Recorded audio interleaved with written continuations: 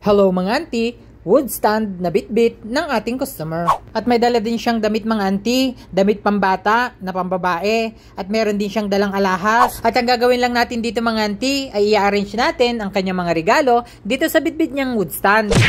At ito nga ang napili din ng customer na ating ilalagay ng mga bulaklak. At gumamit nga tayo dito ng limonium na kulay fuchsia mga auntie.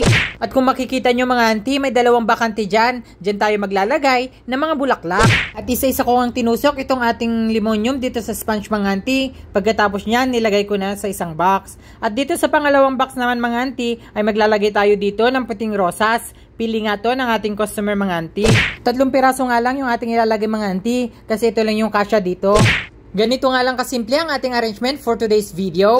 At kung nagustuhan mo ang ating video for today mga auntie, follow for more. Huwag mo na rin kalimutang i-share. Yun lamang. Once again, Abel Cariaga.